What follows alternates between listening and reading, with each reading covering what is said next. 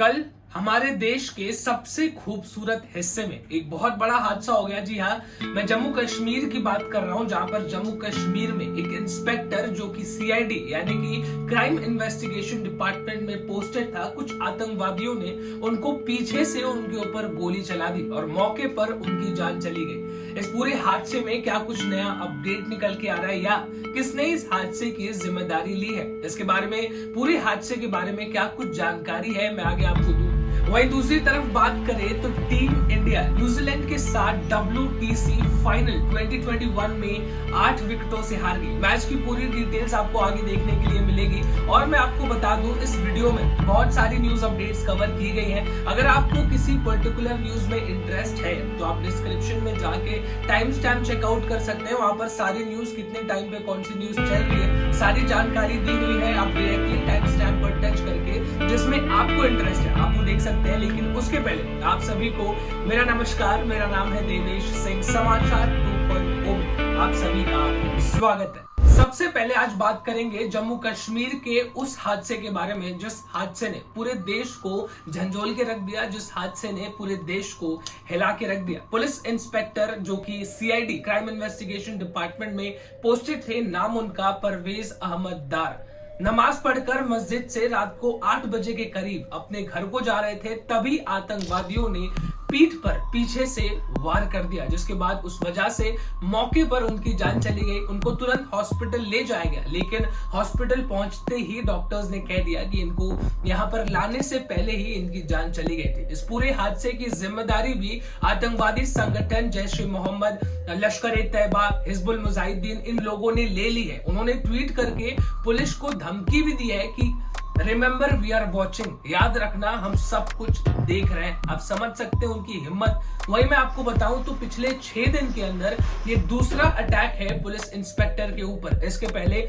6 दिन पहले भी एक अटैक हुआ था जिसमें एक पुलिस इंस्पेक्टर को उसके घर के पास में गोलियों से रौंद दिया गया था।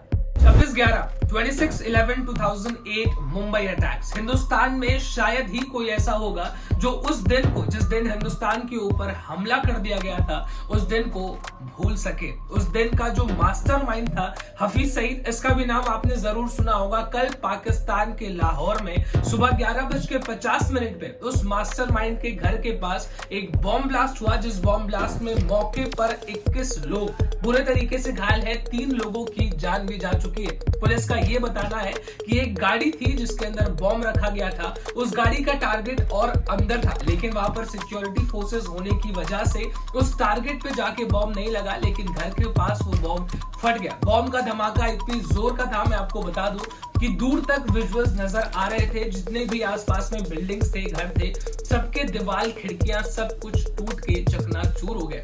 हफीज सईद के बारे में कुछ और आपको बताएं तो यूएस एजेंसी डिपार्टमेंट्स ने इसके ऊपर $10 मिलियन का नुकसान, $10 मिलियन का इनाम रखा है। किसी दिन पाकिस्तान खुश हुआ था, किसी दिन हिंदुस्तान को भी मौका मिलेगा।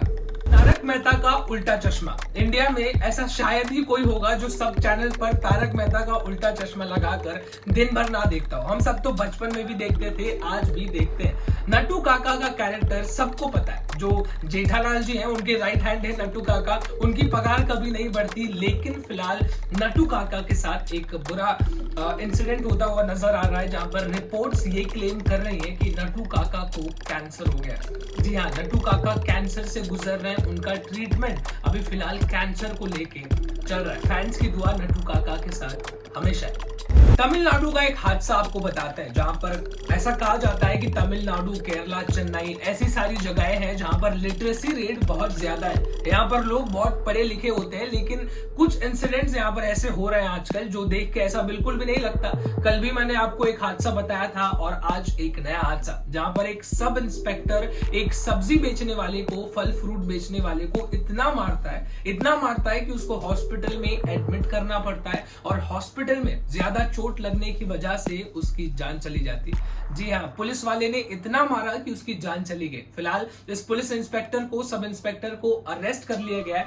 सोशल मीडिया पर वीडियो वायरल हो रही है जहां पर देखा जा सकता है कि वो पुलिस वाला उसको मार रहा है, उसके साथ 2 पुलिस वाले और खड़े हैं जो कि बस खड़े हैं, पुलिस वाले को रोक नहीं रहे। और इस सब्जी वाला जो ये फल फ्रूट बेचता है, इसके दोस्त मना कर रहे हैं कि सर मत मारिए, लेकिन उसके बावजूद वो मारता जा रहा है। फिलहाल इस पुलिस इंस्पेक्टर के खिलाफ इन्वेस्टिगेशन चालू है।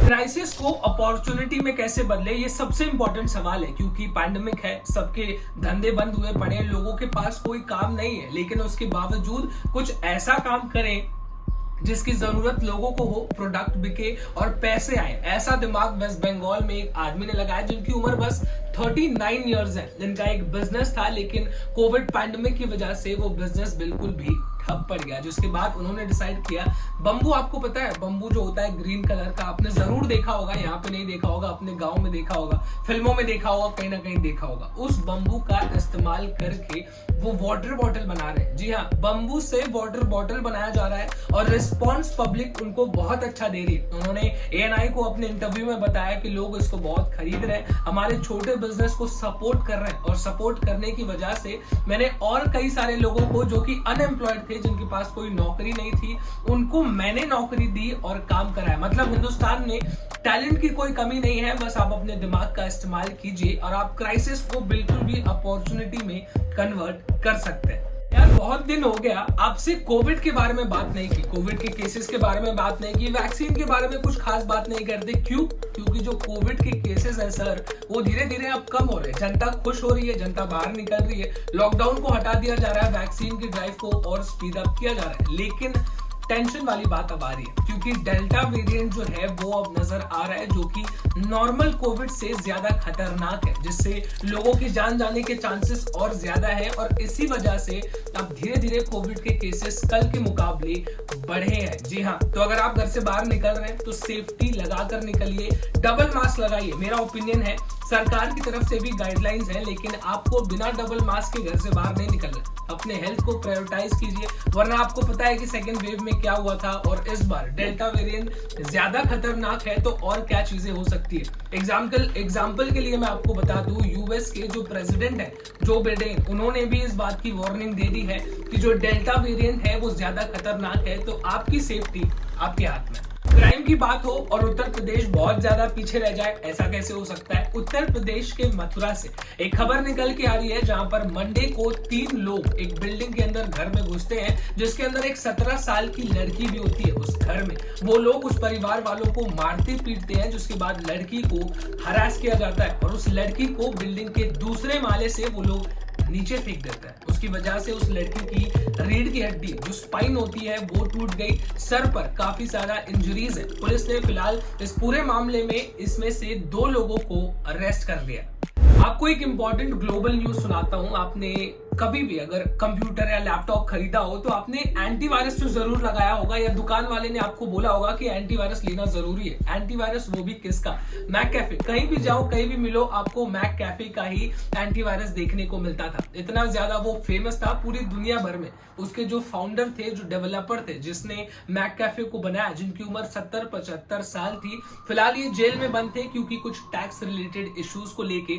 अब आप जानते हैं जो बड़े लोग होते हैं टैक्स की चोरी करते हैं, टैक्स नहीं भरते, पकड़े जाते हैं, जेल में जाना पड़ता है। लेकिन इसमें भी एक डिस्क्लेमर है, ये इंडिया के बाहर थे, इसके लिए इनको जेल जाना पड़ा। हिंदुस्तान में नहीं जाना पड़ता है। हिंदुस्तान में आप थोड़े से पैसे अंडर द टेबल थमाते हो और आपको जेल जाने की कोई जरूरत नहीं। किसी को याद भी नहीं होगा कि आपने टैक्स भरा था, नहीं भरा था। एनीवेज, ये एक दूसरा टॉपिक है। मेन टॉपिक ये है कि जेल में वो बंद थे और अचानक से जेल के अंदर उनकी डेड बॉडी मिलती है। जी हाँ, मैककैफे के फाउंडर, इतना बड़ा आदमी, जेल में उनकी डेड बॉडी मिलती है। फिलहाल इस पूरे मामले पर इन्वेस्टिगेशन चल रही है कि आखिर उनकी मौत कैसे हुई। आज की आखिरी और सबसे ज्यादा दुख देने वाली खबर, इंडिया न्यूजीलैंड से फाइनल्स में हार गई, वो भी 8 विकेट से। अभी भी 30-40 बॉल बचे हुए थे और हम हार गए। लेकिन कैसा है कि जो न्यूजीलैंड है वो भी इस मैच को जीतना काफी ज्यादा डिजर्व करती थी। उन्होंने बहुत अच्छा खेला और स्पोर्ट्समैनशिप थोड़ी सी दिखानी पड़ेगी। इंडिया हार गई है, हम अगली बार जरूर जीतेंगे वगैरह वगैरह। लेकिन जो यहाँ पे है, दर्द हो रहा है और नॉर्मल है। इसी के साथ आज की न्यूज अपडेट्स में बस इतना ही। कल आपसे फिर से मुलाकात करेंगे, तब तक के लिए आप सब्सक्राइब कर लो, 1000 सब्सक्राइबर्स पूरे करा दो। This is me Devesh Singh signing off. जय हिंद।